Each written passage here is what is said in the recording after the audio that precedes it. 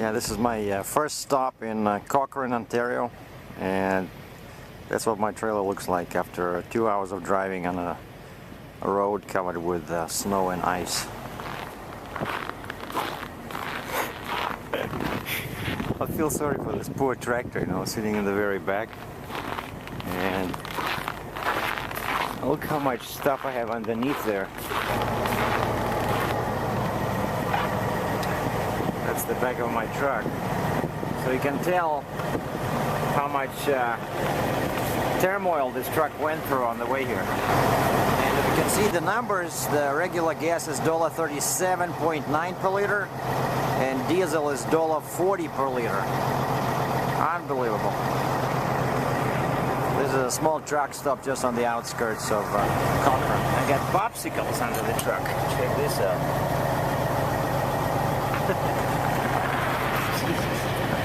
It's minus 20 Celsius, so I think it's like minus 4 or 5 Fahrenheit right now. For a short stop, it's off to the next one. I got some free hot water. Use my own tea bags to make some nice tea with jasmine.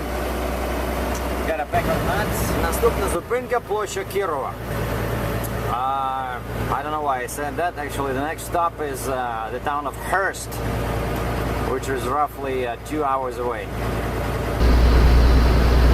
Right is the center of community Tim Hortons coffee shop. And this is the main drag in Cochrane.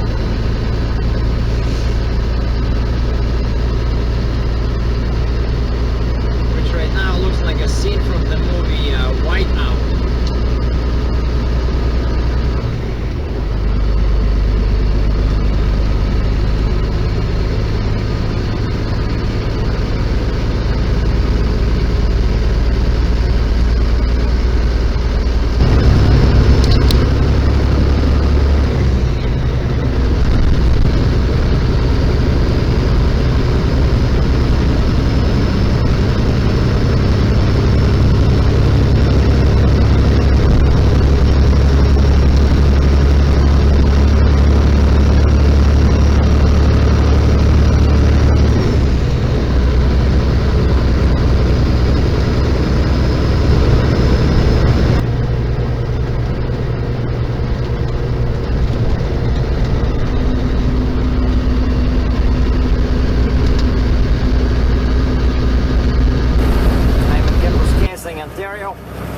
Just past the Flying J, saw the sign that says diesel $46 per liter.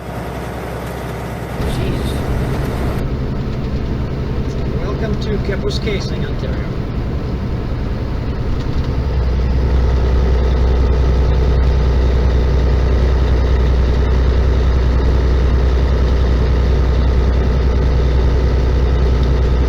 Now, to live here in winter,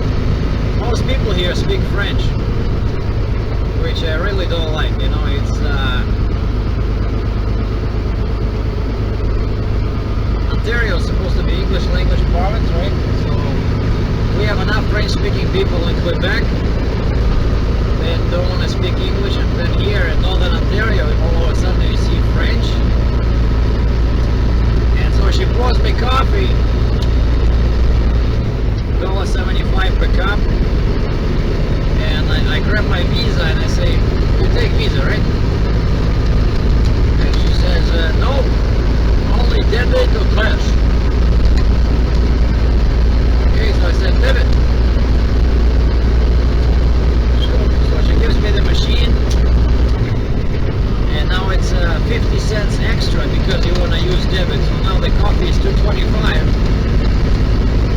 and I know my debit is not going to work because I know I have $2 in there. Because I've been using my Visa most of the time because of the promotion in the bank, because you can win 10,000 bucks. So until the end of the year, I'm using Visa for everything. So I have to go to the nearby Petro to get some coffee and cookie. Yeah, so my, as you can see, everything is covered in snow here as well. It's still very cold. Roughly 0 Fahrenheit or minus 18 Celsius. To show you how dangerous driving can be here on this Highway 11, Northern Ontario, I'll tell a little story. After I left Hurst, when I was leaving Hurst, I saw 2 tanker trucks, like new model Mack trucks pulling tankers, identical colors, you know, identical company logos. And then I started driving, and I've been driving since morning with 2 very brief respites, right? And I only have to do 4 more hours, so I decided to slow down a little bit. And the speed limit is 90 km an hour, 56 miles per hour. I was doing 92 with my cruise control on. So now driving, I have my coffee first for the day at 2 o'clock, you know. I'm relaxing, and then I look in the mirror. These 2 Mack trucks are behind me, those 2 tankers I saw. And they're anxious to pass me. And this is a 2-lane highway, right? So you gotta be quick, or every 10-20 kilometers there's special areas that have 2 lanes on one side, you know, it's like 1 passing lane. But these guys, of course, they have no time for that, you know, so the first one passes me, probably like 105, you know, which is not that big of a difference, you know, 92 km an hour at 105. So it takes him forever, and then someone coming from the opposite direction, and he cuts close in front of me, but it was still okay. But the other guy starts passing on a hill like this, where you cannot see over the top, you know, and there was a solid line on our side. You see how you cannot see the truck coming. So if someone was passing me now, they would be in trouble. So he was passing in the same situation, no passing zone. Basically speeding. Well, 105, it's speeding. It's 15 km an hour, 10 miles over the speed limit. And there's a car, like a minivan coming from the opposite side, you know. I'm doing 92, like, what do you want me to do? Like, you want me to slow down to 75? I'm not doing that. So, because I thought the guy was smart enough to, you know, hit his brakes and fall in behind me, like he was supposed to. No, he keeps going. The same steady pace, just slowly moving. The minivan on the other side saw him and went on the shoulder. Came to a complete stop. I repeat, the minivan had to come to a complete stop to let this moron go. And this guy, of course, he just cuts right in front of me, you know, almost hitting my fender.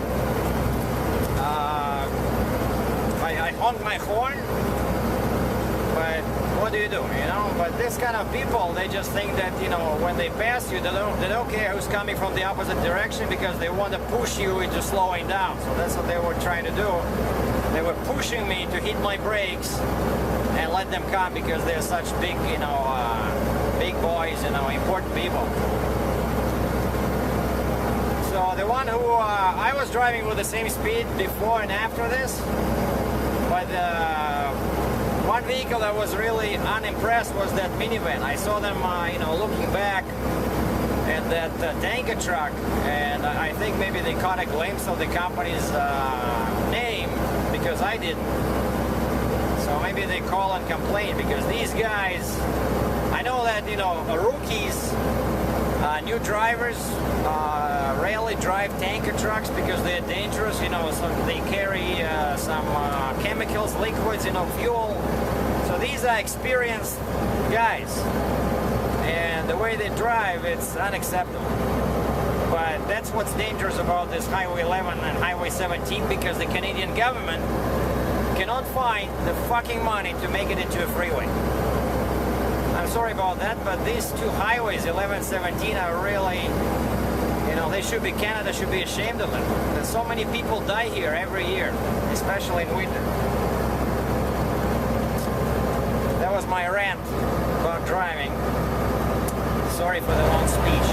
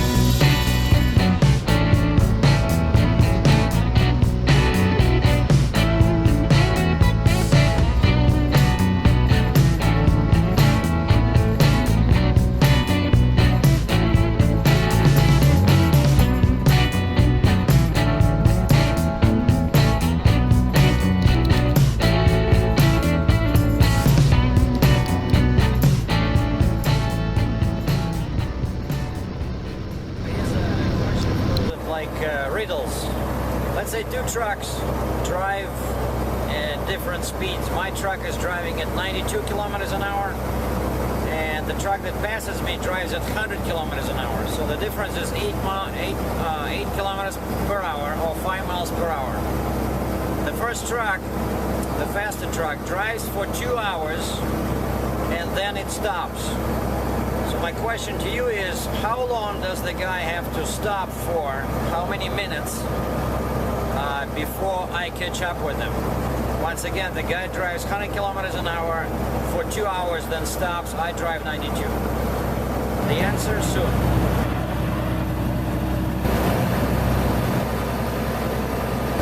And the answer to the riddle is 13 minutes.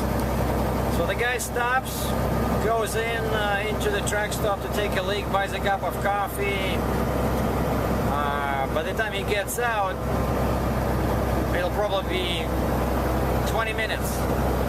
So if I don't stop, I'll be long gone. I'll be 7 minutes past that truck stop. So that's how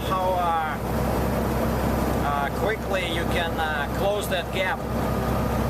13 minutes with a speed difference of 8 kilometers an hour. Now, one more thing I wanted to point out about this highway, Trans-Canada 11, is that when you drive in US in areas like this, you know, with lots of moose or deer or whatever, they pretty much always have some kind of fencing between the trees, between the tree line and the freeway, or in this case, highway.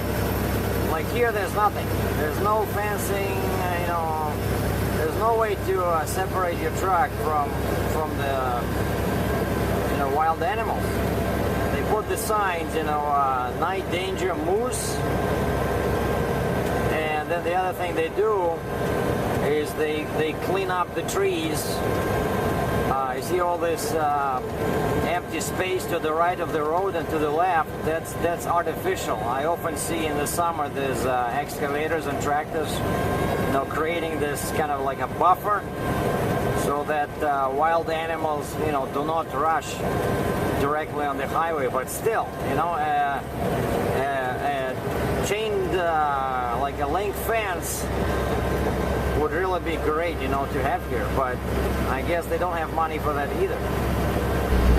All right, this is my last stop before the end of the day. It's a small town called Long Lake, basically Long Lake, Ontario. And from here it's 191 kilometers my destination for the day, which is Nipigon, Ontario. I know there's a Husky truck stop there, there's a Esso, Petro Pass, there's like a whole bunch of truck stops. And now we get to see the local fashions.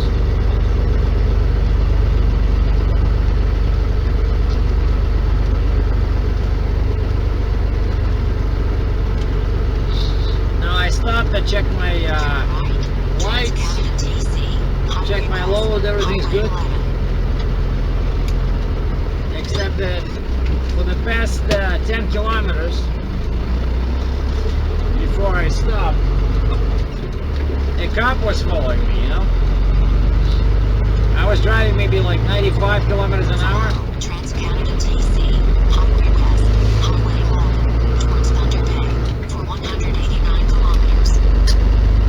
Done? Alright. Can I continue? You're so kind. Anyways, I'm driving 95. The guy passes me probably doing 105, a big truck as well. And right towards us, I see a pickup truck with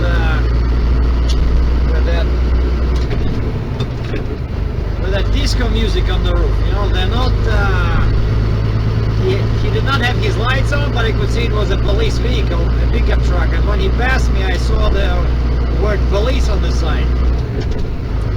But the front guy was going like 105, and I look in the mirror, and sure enough the cop has stopped and he's turning around. and then he starts following me. You know, I thought he would follow the other guy, but no, he was hanging behind me, so I dropped my speed to the respectable 92 kilometers an hour, reset my cruise control, and he followed me, you know, for 10-15 kilometers. I pulled in the truck stop there, and he just went by.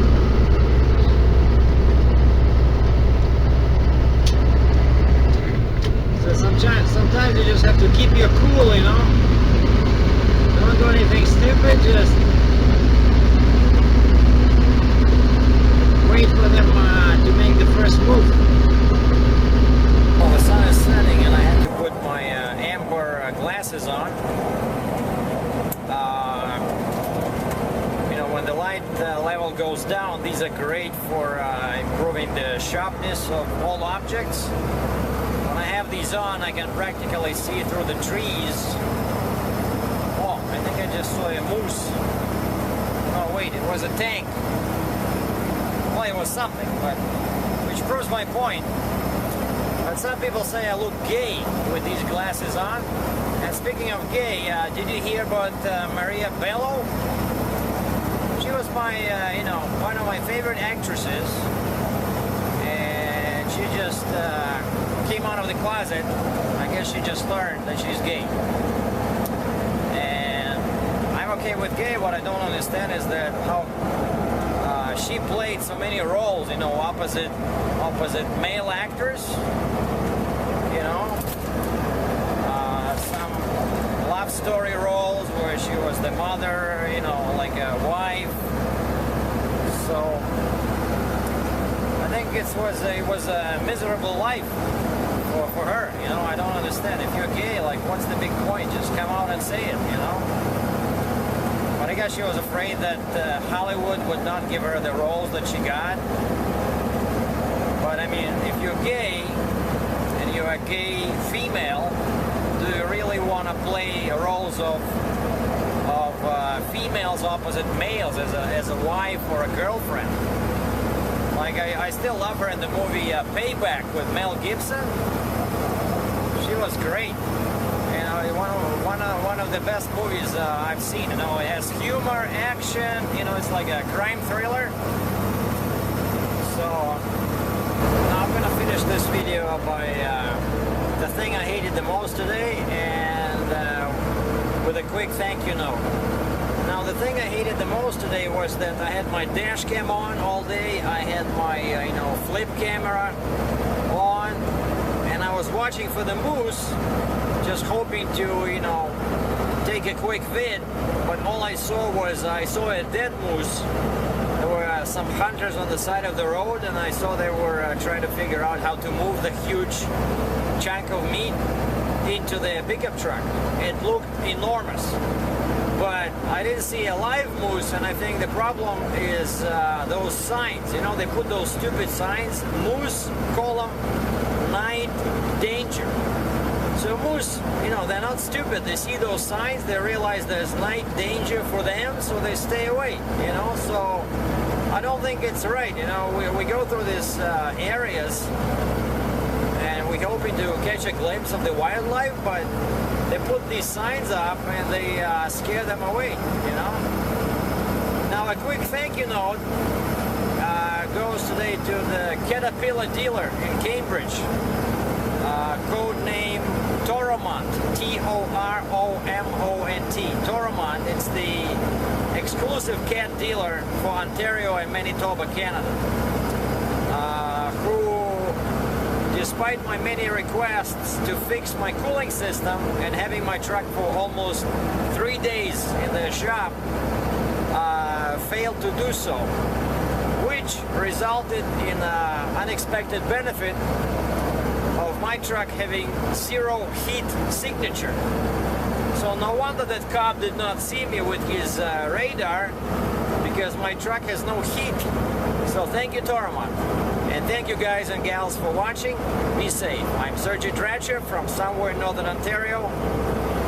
On Sunday, what is it? 15th of December.